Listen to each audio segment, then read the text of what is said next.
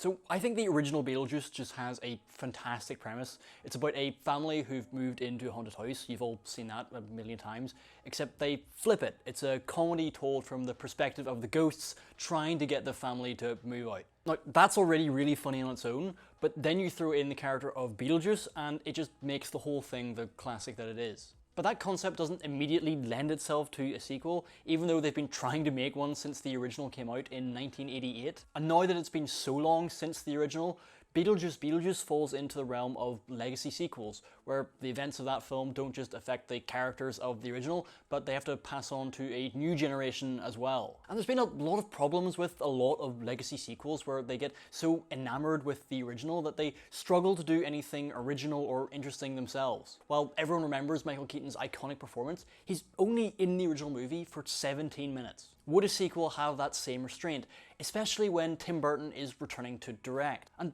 I love Tim Burton, I think he's a great director, but I also haven't loved much of his output in the last 10 years. And so going into this movie, I was kind of concerned, and coming out of it, I was surprised. The film brings back the Dietz family minus the dad and adds Jenna Ortega playing Winona Ryder's daughter Astrid. And I think when the news came out that Jenna Ortega had been cast, everyone went, yep, that's perfect casting. Jenna Ortega will be the modern day Lydia Dietz. But they were smart, and the movie didn't do that. In fact, the setup for this movie is Jenna as Astrid Dietz does not believe in ghosts. She doesn't have any of the same interests as her mum and has a pretty strained relationship with her. But because the dad from the original has died, the family are forced to go back to the Beetlejuice house. And I thought this as a setup was pretty great because it keeps the emotional core of this movie small. It teases up a conflict between these characters that they've been avoiding, and you just know that Beetlejuice is going to be the spanner in the works that forces the two of them to confront each other. And so for me, while there were a lot of problems that I'll get to, the first hurdle with these kind of movies is just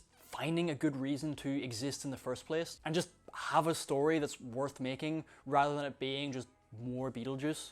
But there really is just a ton of genuine heart in this movie, and everything else feeds off it. Because the cast of characters in this are just wonderful. Catherine O'Hara steals every scene she's in. They have Willem Dafoe playing this dead actor who played a cop on a TV show. And with his performance, you know he was just having the time of his life in this movie. And I'd be willing to bet that part of that is because they've got all these wonderfully built sets.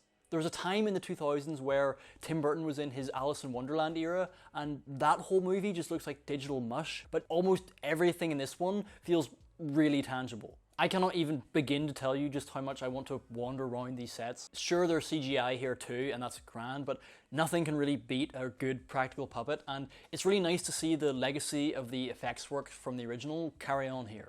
And because the original is a pretty wacky film, they've got a lot of license here to do things that I don't think you'd get to see an original film do at this budget level nowadays. So part of it does feel like Tim Burton is just driving the car like he stole it.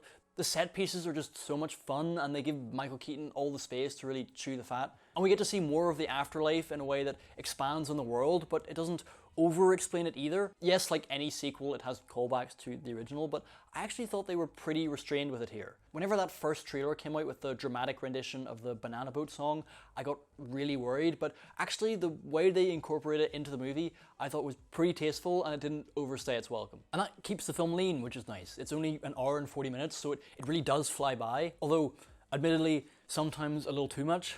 There are a lot of plot threads in this film, and it does not have the space to fit all of them. Monica Bellucci is in this film as Beetlejuice's ex-wife, and her introduction is really cool, but as a character, she's kind of completely useless. She doesn't really say or do much of anything, so it's really weird when the movie sets her up as being really important when she ends up not being that important at all. She's currently dating Tim Burton, and this could be dead wrong, but it does feel like he's just shoved his girlfriend in there without really finding a good way to have it all tie up. I do feel like if she wasn't in it, it would have made a lot more space for the other plot threads that this movie's really struggling to juggle. But because there are just so many, certain things just get sort of jettisoned to try and keep the movie moving forward. And that was really disappointing because I think the conflict it sets up is really compelling, but it just doesn't have the neatest way of getting out of it all. So the ending of this, even though I really love the big set piece, story-wise, it does feel really messy. The actual final moment, the point that's supposed to lead you to the credits, is just very abrupt, and it's fun, and it's sort of in keeping with Beetlejuice, but it's a very strange way to finish this movie. I honestly don't know if this was Tim Burton going, I'm going to do whatever the hell I want, or if their original ending tested really badly, so they had to reshoot and tack something on to the end. I'd really love to know if that final part is what was written in the script, because it does feel weirdly disconnected from the rest of the movie. So even though I had a really fun time with Beetlejuice Beetlejuice, it ends up not really being that satisfying because it doesn't deliver on all the story beats it sets up. That said, I hope this movie makes a whole bunch of money, because I want to see more films that have this kind of style and tone, that are able to do full sequences that just completely switch up the look and language of the film, or have just random musical sequences. If you've seen Beetlejuice Beetlejuice, let me know what you think in the comments. I think there's going to be a lot of mixed opinions on this one, and if you want to make sure that you don't miss anything coming up on the channel, make sure to subscribe.